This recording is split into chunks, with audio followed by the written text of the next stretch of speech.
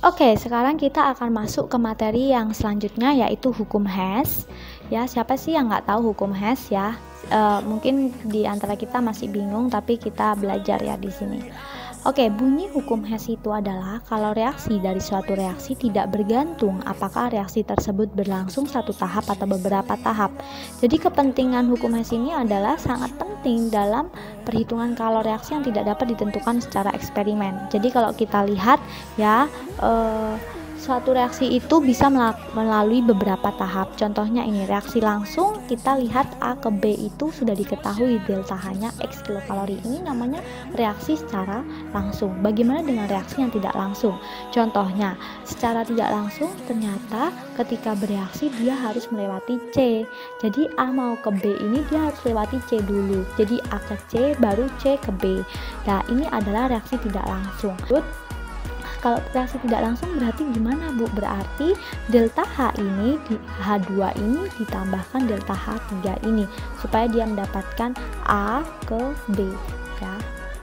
Lalu bagaimana kok lewat D dan E? Sama ya, ini adalah analogi-analogi yang bisa kalian dapatkan ya. Kalian bisa pahami dengan panah-panah ini ya. Jadi nanti kalian bisa menghitung kalau kalian mau ke A ke B, kalian bisa melalui B plus C ini ya, atau kalian bisa melalui ini ya. Jadi mau kemanapun juga itu berlaku hubungan ini ya. Jadi dia itu semacam jalur ya. Kalau kalian mau langsung berarti langsung aja A ke B atau X ini, tapi karena kalian pengen muter-muter dulu ke daerah lain, kalian bisa melalui B, C, atau kalian bisa melalui lanjutkan. Kalau kalian diberikan soal seperti ini, kalian lihat reaksinya ini.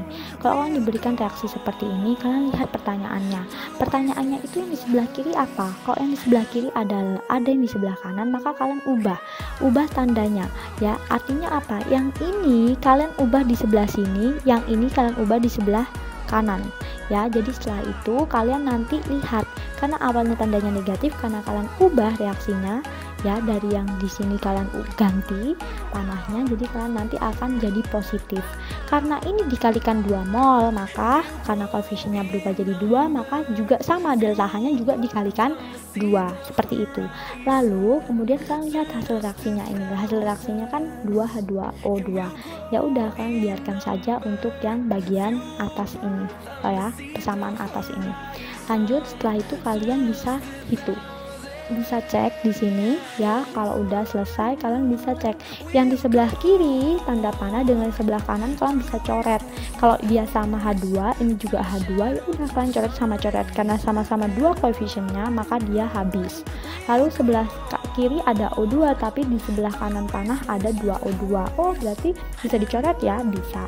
Tapi di sini sisa 1, maka dari itu didapatkan hasil seperti ini. Ketika ditambahkan, tandanya ini tetap negatif, di sini positif. Ketika kalian tambahkan akan menghasilkan hasil delta H-nya negatif 46,4 kilokalori.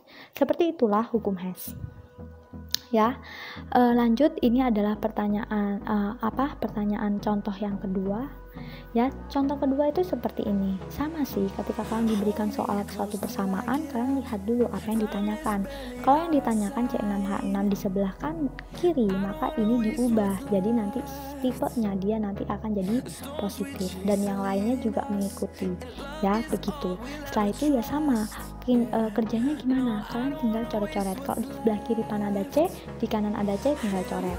Di sebelah kiri ada H2, di sebelah kanan ada H2, coret.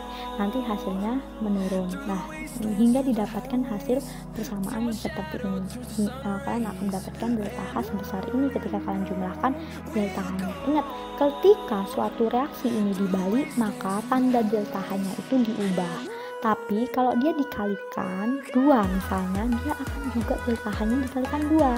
Kalau yang di sini koefisiennya dikalikan 3, maka delta H-nya yang di sebelah sini juga dikalikan 3. Seperti itu ya. Oke.